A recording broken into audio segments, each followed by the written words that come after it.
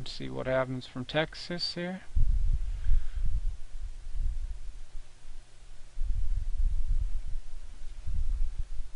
Texas is the one we really did not want to see in the hand with us there. There's Queen 10 and there's also a Jack. I'm going to go ahead and bet one more time. A little over half the pot. And took it down there. The way he was playing, I figured if he actually hit a Jack, it was more likely that he was going to raise me. So, one more bet since the hearts missed was it felt like it was very profitable bet, and even if he called me, then I can just check the river. So I got a good pocket jacks hand here in the cutoff once again because that gentleman left. We're going to go ahead and raise to 100 here since we got one limper already. Try to get the position which we have now. And now I get a very small raise back at me, and then a shove. I honestly feel that this is a very easy fold. I only have 100 chips in here, and I'm pretty much possibly risking my entire tournament to the spa unit here. And there are 3 hands that automatically have me beat, and then there's basically only one that's going to shove here that I'm racing. So it's a pretty easy fold, I think.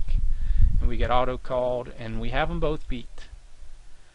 But I still like my fold. Oh, that's even worse because I have the diamond too.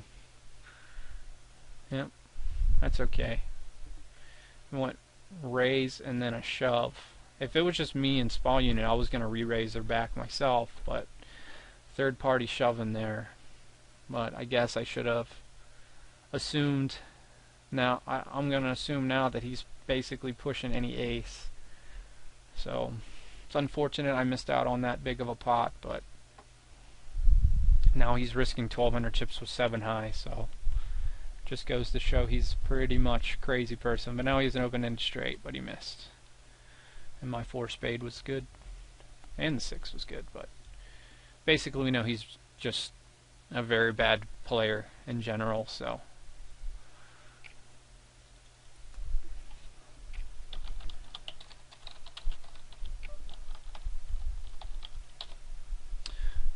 Obviously folding, I was just taking a note.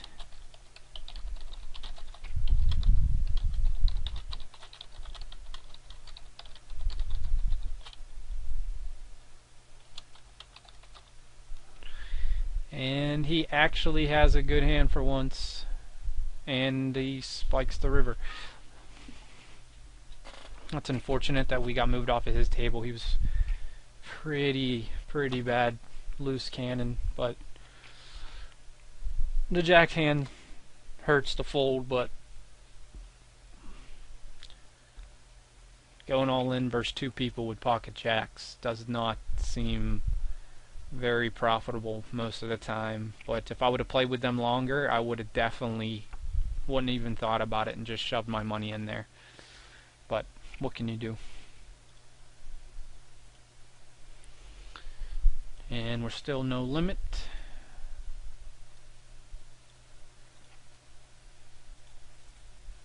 Oh wait, he got moved right to my left. How about that? That is beautiful. I'm trying to move a thing on hold a manager, but it won't let me. I don't know why.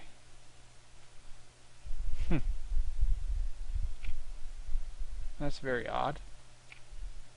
You can't move any of them, but oh well. Oh, we're in limit again, by the way. I didn't even notice that. So he's probably just calling with a big diamond, I would assume, and the way he's been playing. So he probably had the jack of diamonds, or better, obviously. But I think he has the ace diamonds. He's raising there. So let's watch that again. He probably had the jack or queen of diamonds there, and he was just trying to call to hit a dumb diamond.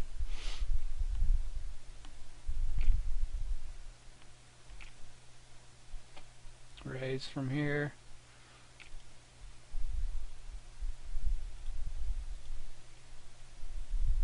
For once he's in position, which is funny. 60 and a 3, and he's calling. No. Now I'm kind of thinking he might have like, honestly, like pair of fives with a diamond, and he think that if the diamond hits, he's good. The way he, because usually if someone calls quickly on this, let's see, the really bad player's raising, and we got a caller over here. I would love to play this hand, but I'm not calling with the guy on the button with 10-2, even though it is suited and it's limit. But back to that hand. Usually that replay will actually show them calling really quick, and it actually took a little bit of time to get there, so made me think that he had something like that. So on that 3 diamond flop, probably had pocket 5s or 6s, something like that. He just limped pre-flop, and then he was just hoping to hit a diamond, maybe steal a pot from the guy. But he could have very well had, the Ask Connect guy could have very well had like king 10 of diamonds, or king with a 10 of diamonds, you know, betting all 3 streets. So he did bet pre-flop too, so he could have just had the ace of diamonds and won with that. I don't know. Ace of queen will raise anything that gets to us. So who had that hand? 6-10. Go ahead and raise. We get re-raised by the crazy person.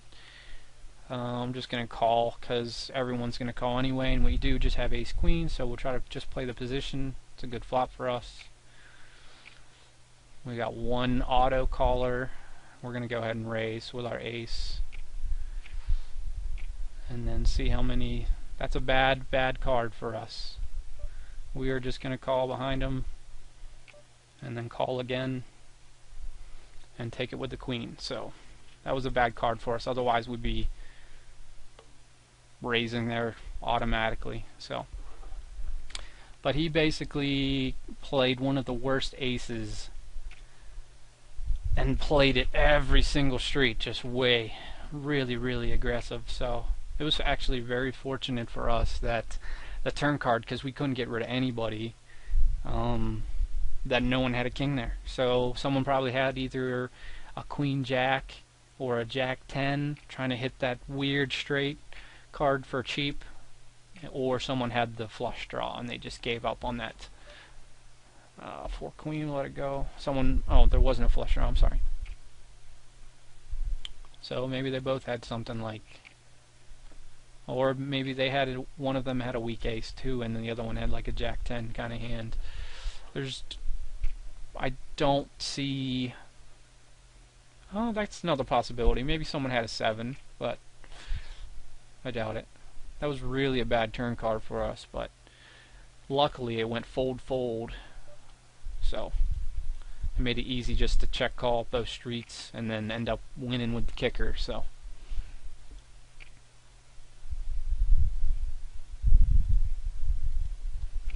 and he bet that so quick, lightning speed. He bet just every street.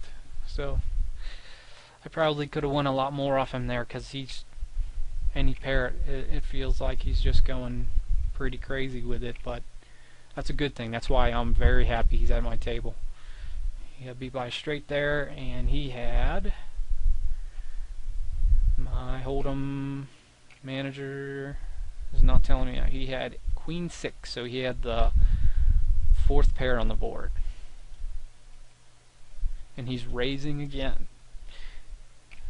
We've played 13 hands with this gentleman, and he has played 92% of them and raised 31% of them pre-flop. That is pretty gross numbers, 92%. And he's gonna blow through his chip lead, just absolutely blow through it. And I will happily fold him 30 chips here, because most likely he's gonna raise with any 2 cards here, but I'm happy keeping my extra 30 chips instead of having to put 90 in there. So I'm just going to go ahead and check him out there, since we do know he's that aggressive.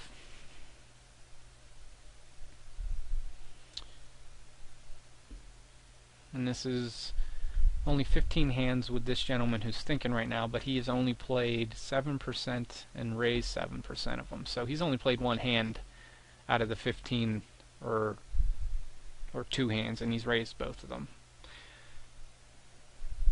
So he's got position right now too. I don't know why he's taking time. Let's try to find him, see maybe he's in some other games. He is in one other tournament, a 2K $1 tournament, so he's probably busy something on that table. Let's see where this guy is too. Is he in anything else? Nope, he's just in this. Jack 7 on the button. Can't find him.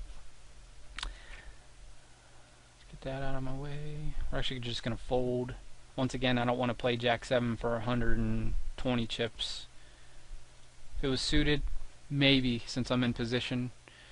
But we already have technically 3 players right now, so I'm just going to let this go. That's the thing I think is the most important thing about limit, is knowing who's your aggressive players at the table, and then knowing how to lose the least amount of chips, because limit is very easy to just call and call and call since it's so cheap, but you don't hit nearly as many flops, and it's not as easy to just take a pot from someone, because now the pot is 480 chips and you're only betting 60. So if he has Jack 10 here, he's raising.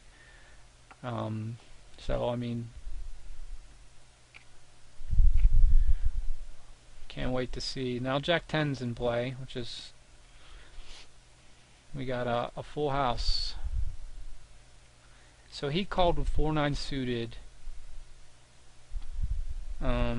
pre-flop, and he had just literally king high. He just wants to throw his chips away. He had king high, and he called with that. And he called it's only 60 chips, but you're out of position. We're back to no limit. That's good to know with Crazy Man here. I could very well see me either doubling off of him or losing all my chips to him in this no limit session here. Hoping it's the double, since we know he's going to be, he played that ace-9. I folded my jacks because I raised, another gentleman re-raised, and then he shipped all in for 1800, so I just folded my jacks, and neither one of them should have been in that hand. But, and my jacks would have held up. It was like queen 10 suited and ace 9, so that was pretty ugly. But now we got a min raise on the button, which I'm sure he didn't notice it was no limit either. Or maybe he did. He's calling his entire tournament life with ace jack offsuit, and he spikes one, but the other guy gets there with the heart. Jack 9 suited. I am going to raise.